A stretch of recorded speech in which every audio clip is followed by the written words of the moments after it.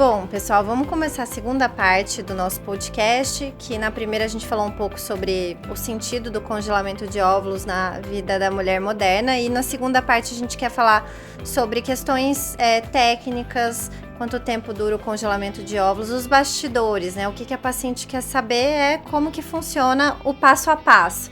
Então nós vamos começar a segunda parte do nosso podcast assim. Bom dia, gente. Sou a doutora Francine, eu sou médica ginecologista, especialista em reprodução humana. Sou médica lá na clínica no Originária. A Pri é minha colega de trabalho, minha amiga de faculdade.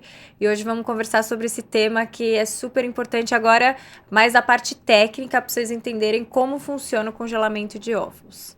Eu tenho uma paciente que ela já fez vários ciclos de congelamento de óvulos. Ela sempre se vê diante do número e a gente coloca o número e fala, você tem 60% de chance. Ela, não, é muito baixo. E ela vai congelando mais. Então, essa paciente em específico, o sonho dela é ser mãe. Ela falou, eu vou ser mãe de qualquer jeito, com um parceiro ou sem. Então, ela topa uma maternidade solo. E ela já tem 35 e o sonho dela é ser mãe, e ela vai provavelmente engravidar daqui uns 3 anos, aos 39. Não sei se até lá ela vai estar com parceiro ou não. Então, é o sonho dela. Então, ela está congelando muitos óvulos. Ela quer ter, no mínimo, 80% de chance de sucesso. Então, ela já fez 3 ciclos. E já outras mulheres que estão na dúvida, não sabem direito se querem congelar, às vezes congelam poucos óvulos. Ah, congelei 5, tá bom, melhor que 0. Então, não existe um número ideal de óvulos para congelar, né? Sempre a paciente pergunta, quantos eu devo congelar? Quantos você se sentir confortável, no sentido estatístico da situação e, obviamente, financeiro. Quanto mais, melhor. Mas sabendo as chances que ela vai ter com esses óvulos que ela deixou congelada. Ah, eu quero ter uma chance de 50%, quero ter uma chance de 60%. Sim. E aí ela vai se adequando, é o que você falou, com a estatística de acordo com o cenário que ela tem, né? Sim, do que ela fica confortável.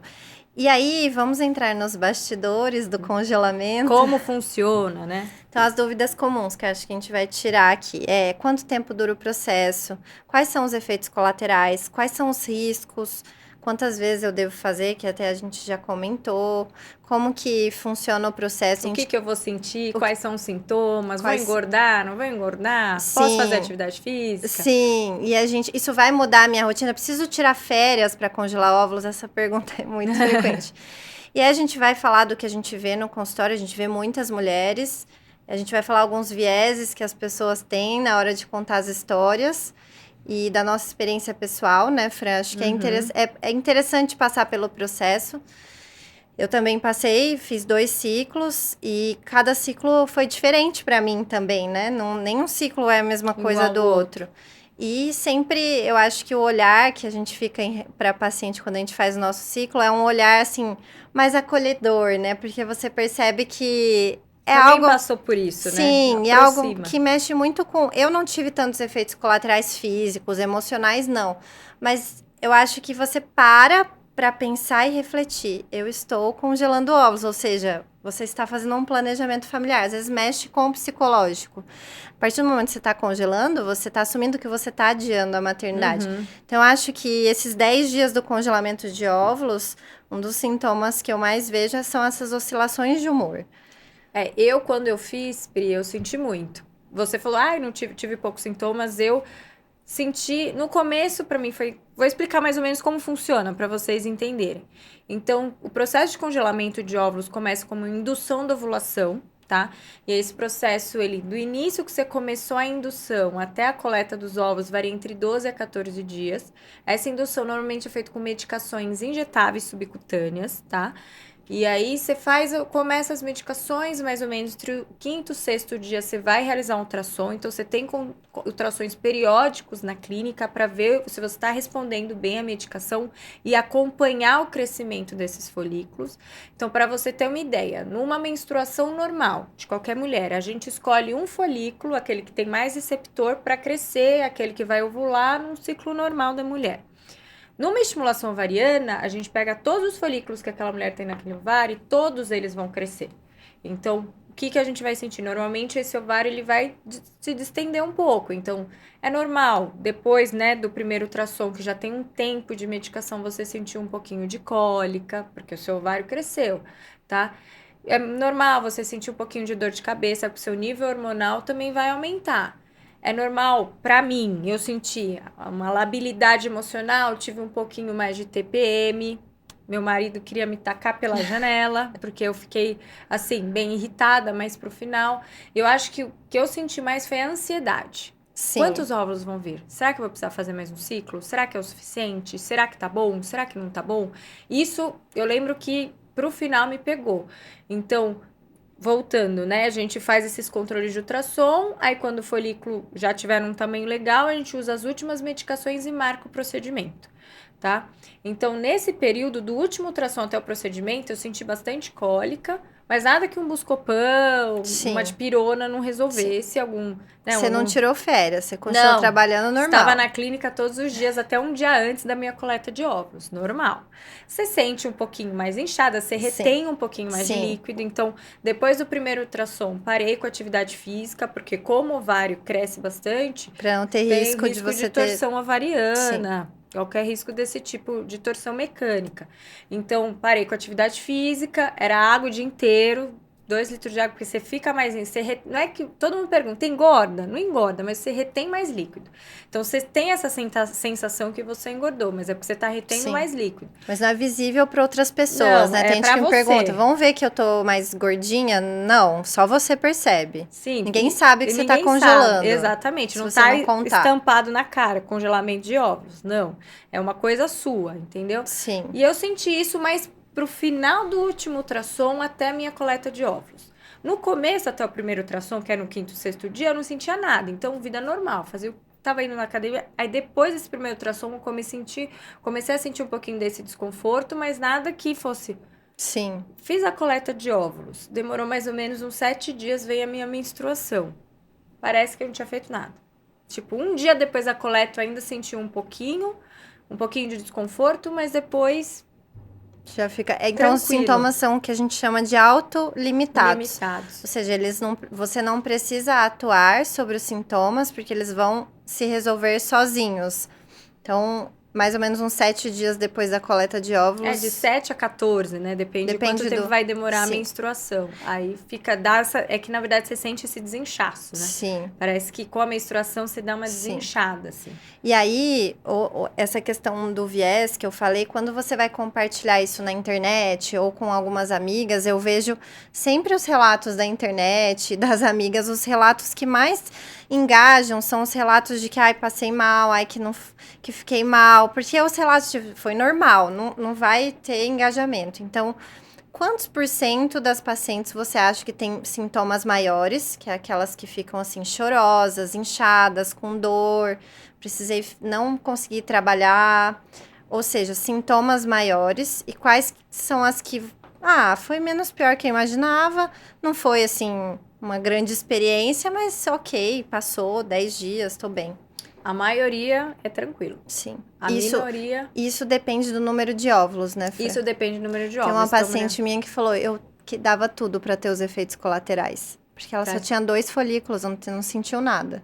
Então, quanto mais óvulos você tem, mais a chance de você sentir desconfortável. Pensa, do ovário vai crescer mais, pós-coleta, você vai sentir, pode ter que, reter um pouquinho mais de líquido, fica um pouquinho mais constipada, fica um pouquinho mais distendida. Essa mulher pode sentir mais. Mas isso, a gente tem hoje em dia vários mecanismos para evitar que isso aconteça, dela sentir esse desconforto. Mas a maioria das mulheres chega e fala assim... Foi melhor do que eu imaginava. Sim, e algumas ligam, perguntando se tá realmente fazendo efeito o remédio, porque não tá sentindo nada, né? Exato. Então, eu acho que mais ou menos isso. Eu acho de cada 10, de repente, 3 sofrem. Até menos. Assim, mas na média. Então, isso depende de cada pessoa, tá? Pessoal que tá ouvindo. Tem mulher que é mais sensível, tem mulher que tem TPM, tem mulher que tem 20 óvulos, tem mulher que tem 3. Tem mulher que com 20 não sente nada, tem mulher que tem com 10 já sente. Sim. É o limiar de dor também de cada pessoa, entendeu? Sim. Então, o que eu acho que o congelamento de óvulos, né, do ponto de vista médico e técnico, é algo relativamente simples, né? Pra gente que é médico, é um processo simples, de baixo risco, tecnicamente fácil de fazer. Eu acho que quando eu falo paciente é simples, ela, nossa, eu achei que era um negócio assim muito complexo, eu já tava programando minhas férias. Eu falei, não, é simples, 10 dias. Ela, mas não dura 3 meses, não, 10 dias. O que não é simples, talvez, né, o que é complexo é a decisão de congelar e o que traz de sentimentos quando você opta por congelar. E, obviamente, é o planejamento que você faz para isso. Acho que isso é mais complexo Do que o procedimento. Todos os pacientes até perguntam para doutora, mas não é uma cirurgia? Não, calma, não é nada cirúrgico. Sim. Normalmente, conta como é o procedimento. É através de uma sedação, então a paciente está sedada, igual fazer uma endoscopia. Então, o paciente está dormindo durante o procedimento. Ela dorme quanto tempo, mais ou menos? Dá uns 20 minutos, uma meia, no máximo, assim. Tá? Que é até o tempo dela acordar e tudo mais. Então, através de um ultrassom transvaginal, é acoplado uma guia, onde vai uma agulha bem fininha. Igual coletar sangue, quando você tira o sangue e não fica o sanguinho pulsando, você segura, para de sangrar. É basicamente isso. Então, via vaginal, essa agulha entra e vai acessar os ovários. E vai aspirando cada folículo, tá? Depois desse procedimento, a gente só faz uma hemostasia rápida, então não precisa fazer corte via vaginal, não precisa dar ponto, não precisa nada disso. É um procedimento que dura mais ou menos de 15, até menos, né? Uns 15 a 20. Depende da quantidade de ovos que você tem que aspirar. Mas uma média entre 15 a meia hora, vai, para quem tem muito óvulo. Então, é um procedimento super rápido. Então, depois desse procedimento, a paciente vai para o quarto, ela vai acordar bem da anestesia. Quando ela estiver bem acordada, ela vai para casa. Sim. Então, é um procedimento rápido. Então, ela vai ficar mais ou menos 1h30 na clínica. 1h30, 2 horas na clínica, assim, no máximo. E esse é o dia que a gente pede pra ela tirar, né, ficar off. Também por causa da anestesia, né? Ela fica meio atordoada, pode ser que ela sinta um pouquinho mais de cólica, então esse dia ela fica mais tranquila. Fica em casa nesse dia. Fica em casa. Eu, no dia seguinte, já tava na clínica de novo, trabalhando. Que os médicos não são parâmetros de pacientes, tá, pessoal? Mas eu, no dia seguinte, tava lá. Dependendo, assim, né? Quando a mulher tem pouco óvulo, às vezes a gente libera mesmo para outro dia, vida normal.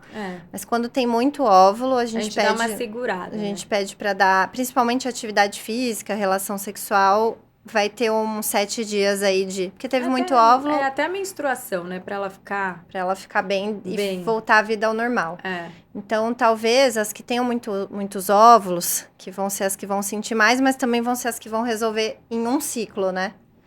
Exato. Não vai precisar fazer outro ciclo. Em um ciclo, ela resolve o problema dela. Uma dúvida frequente que, né, as pacientes chegam e perguntam.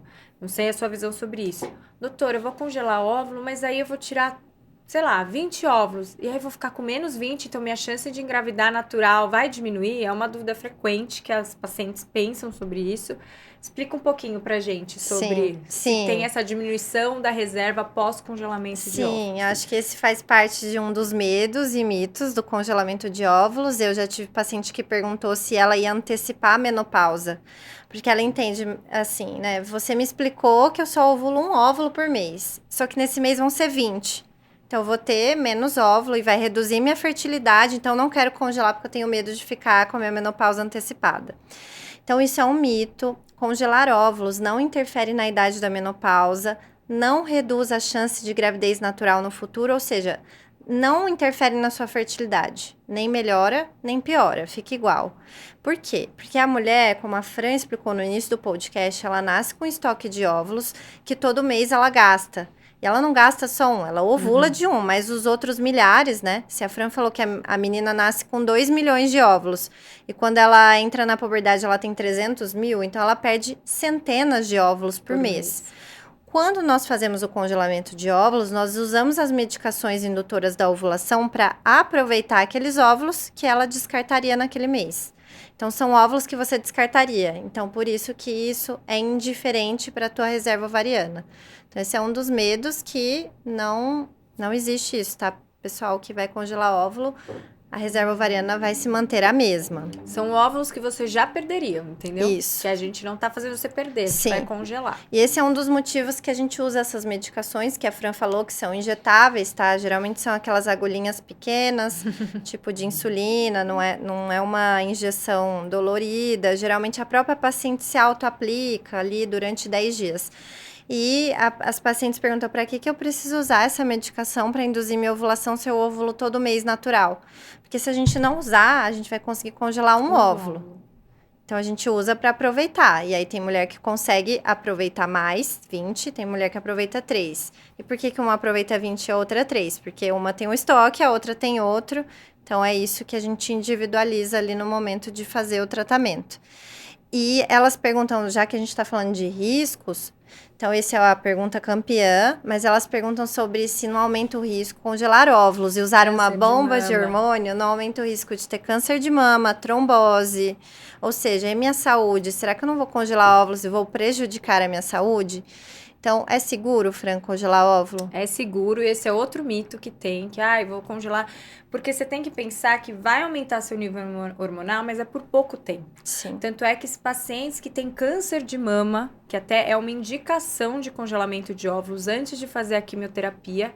Então, essas pacientes devem congelar óvulos e não aumentem, não vai piorar o prognóstico. Vai piorar o prognóstico se ela retardar a quimioterapia e o tratamento oncológico dela. Mas o congelamento de óvulos, por ser autolimitado, é por pouco tempo, e a gente tem mecanismos para diminuir os níveis de estradiol que está circulante nessa mulher, não vai aumentar a chance dela de ter câncer de mama ou piorar o prognóstico. E a que tem câncer de mama não vai piorar o câncer dela fazendo isso. Não vai piorar o câncer dela fazendo isso. Tá. É pouco tempo de tratamento e a gente tem medicações que a gente deixa esse nível hormonal um pouquinho mais baixo. Então é muito rápido. É muito rápido. É a mesma coisa que a trombose. Então, pacientes, por ser, as pessoas têm que entender que você não vai ficar com uma bomba de hormônio por... durante anos, meses. Meses, entendeu? É São coisa 10 de dias, 12 dias. 12 dias, 15 dias. 10 dias, 15 dias é por pouco tempo. Paciente que teve histórico de trombose anterior, então é importante individualizar o tratamento. Então, paciente que tem um histórico de trombose anterior, quando esses níveis hormonais estão crescendo, a gente pode usar um anticoagulante nessa fase. E parar antes da gente fazer a punção para não aumentar o risco de sangramento. Então, já ter tido trombose não é uma contraindicação de congelar óvulos. Pode congelar óvulo. Existe alguma contraindicação de congelar óvulos? Acho que todo mundo precisa congelar óvulo. É difícil a gente encontrar. Difícil. Teria que ser uma pessoa com uma doença muito grave, que não poderia fazer uma anestesia. Uma anestesia. Mas a gente não vê mesmo, né? Contraindicação. E quais seriam os casos... indicações. Que mais... Porque hoje a gente tá falando que o congelamento de óvulos, ele veio como um aliado da mulher, óbvio, para aquelas mulheres que fazem sentido aquele congelamento. Mas tem algumas que faz mais sentido, que seria indicado até por motivos de saúde, ou seja... Eu quero congelar porque eu tô na dúvida. Ok, mas tem uma que seria recomendado você congelar. Seria uma recomendação médica. Quais seriam esses casos? Então, ou seja, até citei uma agora, que são as pacientes oncológicas. Então, um paciente que antes de fazer uma quimioterapia. Então, a gente sabe que algumas quimioterapias podem ser gonadotóxicas, ou seja, diminuir a reserva ovariana dessa mulher. Então, essas mulheres... O ideal seria congelar óvulo antes de fazer a quimioterapia. Porque se ela não congela, existe um risco grande de entrar na menopausa. E não ter mais óvulo, entendeu? Mesmo se ela tiver na dúvida, mesmo se ela for novinha, o ideal é congelar, tá? São pacientes também que têm endometriose, principalmente endometriose ovariana, com endometrioma. São pacientes que o ideal seria congelar óvulo. E aí é importante congelar óvulo antes de fazer a cirurgia. Porque Por que não depois da cirurgia? Porque na cirurgia você vai retirar parênquima ovariano. Você pode diminuir essa reserva ovariana dessa mulher. E pode ser que na cirurgia ela acaba até tirando o ovário, fazendo uma oforectomia. Então, tirei a possibilidade daquele ovário daquela mulher. Então, o ideal é congelar antes. Você nunca sabe o momento cirúrgico ali, o que vai acontecer. Você vai virar uma oforectomia ou você vai tirar muito parênquima ovariano. E você não sabe também o profissional que vai fazer essa cirurgia. Então, o ideal é que ela congele antes de fazer essa cirurgia. Então, pacientes com endometriose, paciente que tem histórico familiar de falência ovariana prematura, e aí faz um exame que mostra uma baixíssima reserva ovariana, essa mulher tem que congelar óvulo. Que são essas mulheres que têm familiares, principalmente mãe, tia, que entrou na menopausa antes dos 40 anos. Exatamente. Essas mulheres, no mínimo, devem ser aconselhadas. Tá, porque... Outra questão importante desse podcast, acho que é uma mensagem importante, quando você passa por uma consulta com um especialista em fertilidade, que trabalha só com isso não quer dizer que você vai sair de lá congelando os óvulos. Não. Isso quer dizer que você vai falar sobre isso e vai ver se isso vale a pena ou não. Então, o que você deve esperar de uma consulta dessa é que você receba informações sobre chance de sucesso, quantos óvulos você vai ter, será que faz sentido ou não, será que eu tenho algum fator de risco?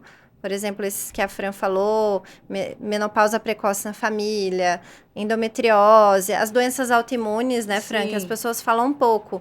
E essa questão do hipotiroidismo, porque tem hipotiroidismo que não é autoimune, e isso... Tá tudo bem. Tá tudo bem, mas aqueles que são autoimunes, ou seja, a mulher produz anticorpos que atacam a tireoide, um dos mais comuns é o Hashimoto, essa mulher não se dá conta de que ela pode ter uma menopausa precoce, né? Eu acho que não é uma pauta para o endócrino ou, de repente, para o gineco. Não, a gente não recebe, né, tanto. Não recebe. Eu acho que os autoimunes realmente são bem esquecidos. Ninguém lembra que isso também pode trazer uma baixa reserva ovariana. Você só percebe isso quando você faz o exame de reserva e fala, putz, você tem uma baixa reserva.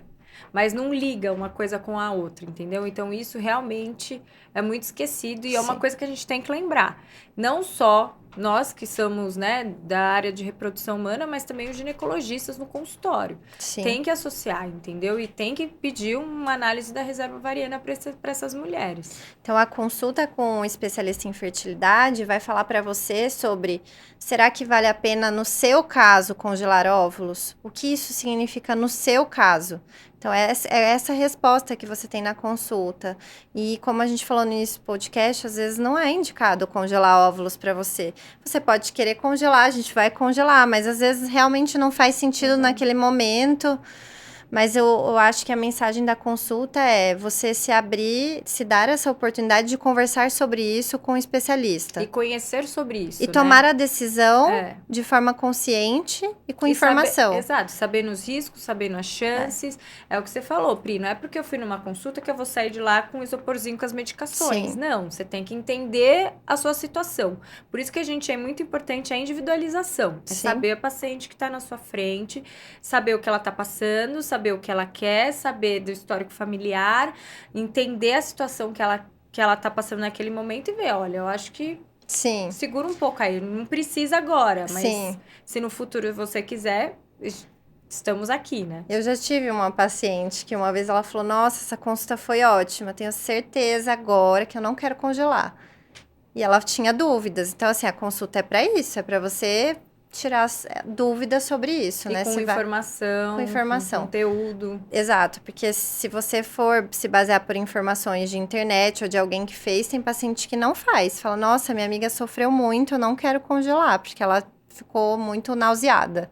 E aí, às vezes, você não ficaria nauseada, né? Então, acho importante você tomar o protagonismo das suas decisões com informação técnica. Com números. Sim. Porque é estatisticamente isso que vai impactar a sua vida. E a sua escolha, né? E a sua escolha. E, Pri, uma coisa legal que hoje em dia o tratamento de congelamento de óvulos, querendo ou não, é um tratamento mais elitizado, né? Hoje em dia, infelizmente, é um custo mais alto, né? E a gente tem que lembrar que a gente tem mecanismos, né, para tentar amenizar esse custo. Então, hoje em dia, acho que a gente já fez um podcast sobre isso, sobre a ovodoação.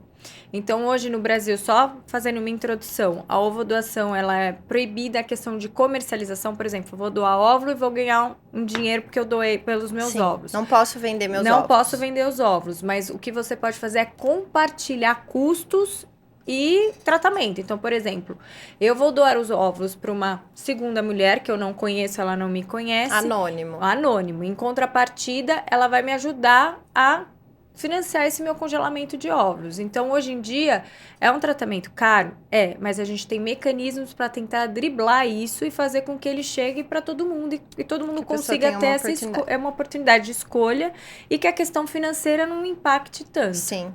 Então, hoje, né, se eu tenho, exemplo, 32 anos, eu vou na tua consulta e você me fala, Priscila, você tem uma quantidade de óvulos muito grande, né, parabéns, isso vai ser ótimo pra gente. seus exames são todos normais, inclusive alguns exames genéticos, na sua família não tem nenhum histórico de doença genética, você é saudável, você não tem endometriose, você está ótima para congelar, inclusive, você gostaria de doar metade dos seus óvulos? Então, você congela 10 e doa 10. Sim. E se eu topar, eu não tenho custo com o meu congelamento. Aí tem as questões de números, né? Se você fizer uma doação compartilhada, que é fazer um ciclo só, você tem um custo, mas é um custo muito reduzido em relação ao custo total. E se você fizer duas doações, todo um ciclo inteiro para você doar e o outro você faz metade para você, metade você doa, aí você não tem gasto nesse custo. Então, isso poderia ampliar o acesso para pessoas que não conseguiriam fazer se não fosse a doação. Se não fosse a doação. E aí te dá o poder de escolha de falar, putz, eu quero muito congelar, mas eu não tenho dinheiro para isso. Com a ovodoação, se você entra todos nesses requisitos, você consegue viabilizar isso, entendeu? E outra, falando em viabilizar financeiramente, atualmente tem várias empresas que fornecem como um benefício, né, de você congelar óvulos. Inclusive, isso foi uma questão polêmica na mídia, porque você pode ver de duas formas, né? Ah, eu gostaria de congelar, você já estou pensando em congelar, eu descubro que minha empresa vai custear. Então, assim, é maravilhoso. Agora, eu não sei se eu tenho filho ou se eu adio a maternidade. E aí, a empresa tendo isso, ela pode te pressionar a adiar a maternidade. Isso é eticamente controverso. É meio polêmico, né? Meio polêmico, mas assim, para aquelas mulheres que já gostariam de congelar e que o fato da empresa custear ou não interferiria tanto, mas ela descobre que a empresa custeia, isso também aumentou o acesso, né, dessas mulheres. Tem várias empresas que custeiam o congelamento. Isso a gente está vendo bastante lá no consultório. Então, vem bastante paciente de empresas que falam assim, minha empresa vai bancar e aí vou congelar. Para a empresa é benéfico, né? Porque dá essa opção de escolha da mulher adiar e focar no trabalho. Sim. Né? Mas a mulher pode usar isso a favor dela. Sim. Porque se ela estiver nessa mesma onda, beleza, vou congelar meus óvulos, depois eu penso nisso. E aí, acho que pra gente finalizar, apesar da gente estar falando de congelamento de óvulos, muitas mulheres querem congelar embriões. E aí, qual a diferença de congelar óvulos ou embriões? Para quem que isso se aplica? Uma coisa que a gente tem que pensar, quando congela embrião, Pri, você tá pensando, quando é óvulo, eu tô preservando a sua fertilidade. A sua eu tenho da mais Priscila. autonomia. Exato. Os óvulos são meus. São os seus. Quando a gente congela embrião, tem um parceiro junto. O embrião é do casal. Então, o embrião é o óvulo fertilizado pelo espermatozoide. Exatamente. Então, é dos dois. Então, por exemplo, me separei do meu marido, do meu cônjuge. E aí? O embrião é dos dois. Se você faz um congelamento de óvulos, você está preservando a sua fertilidade. Então, você pode usar esse óvulo com outra pessoa, futuramente, ou com sêmen de doador, fazer uma produção independente, você tem a sua escolha. Sim. Então, dá esse poder para a mulher. Quando você congela embrião, normalmente você faz esse congelamento, não quero engravidar agora, mas daqui 2 meses eu quero engravidar, entendeu? Uma coisa próxima. Você tem uma perspectiva de gravidez de curto prazo. De curto prazo, que é aqueles casais que às vezes a gente vê, nossa, eu já atendi, a doutora já tem um filho, meu filho tem, 2 anos. Daqui 6 meses eu, já quero ter o segundo, mas já vou estar com 38, quero congelar embrião. Então, essa paciente que já tem um plano mais bem certinho, mais delimitado, entendeu? Agora, a paciente do futuro, congela óvulo. Que tá namorando e, né, não tem ainda uma perspectiva. Então, congelar óvulos ou embriões também é uma conversa que a gente vai ter na consulta para aquelas pacientes que já têm uma parceria. Quando você compara óvulo e embrião, o embrião são 120 células. O embrião ele é mais resistente ao congelamento. Você, quando descongela o embrião, você espera que 99% esteja igual.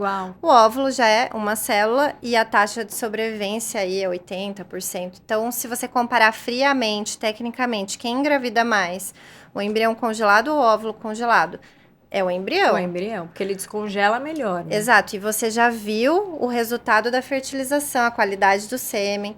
Mas, né, quando a paciente me pergunta o que é melhor é embrião. Mas se daqui 2 anos você tá sem o seu marido, melhor teria sido óvulo. Então, a gente, sempre que é possível, se é possível, congela os dois, né? Você aumenta a sua chance de engravidar, mas nem sempre é possível. Tem muita paciente que faz metade de óvulo, metade embrião. Sim. Então, congela um pouco de embrião, mas deixa os óvulos congelados também para ter preservar a fertilidade dela. Que são as mulheres que têm muitos óvulos, tá? Isso, infelizmente, a gente nem sempre consegue oferecer, que seria o cenário ideal. Você faz um estímulo, divide uma parte dos óvulos para fertilizar e outra parte para congelar. Então, você aproveitou um estímulo e já fez isso. Mas você precisa ter bastante óvulo, porque senão você não vai congelar nem muito óvulo, nem muito embrião. Vai ficar ruim para os dois. Então, a maioria das pacientes que chegam pra gente, já chegam numa idade mais avançada, acabam tendo que fazer 2 ciclos, né? Um ciclo para congelar o óvulo e outro para congelar embrião.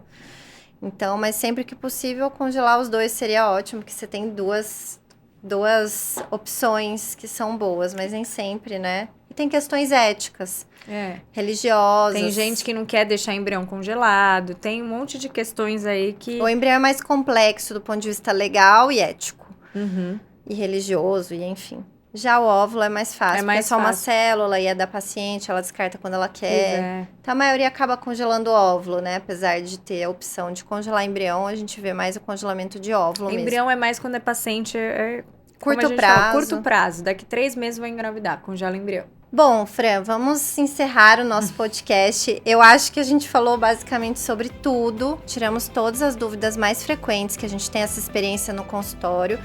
Foi um podcast muito útil, acho que tem informação muito valiosa aqui, desmistificando, tentando normalizar essa questão de adiar a maternidade, de congelar óvulos. Então, gostaria de agradecer a todos e até o próximo podcast. E eu queria agradecer a todos vocês por estarem aqui com a gente. Mas qualquer dúvida que vocês tiverem, pode deixar algum comentário. E só quero agradecer a atenção de vocês.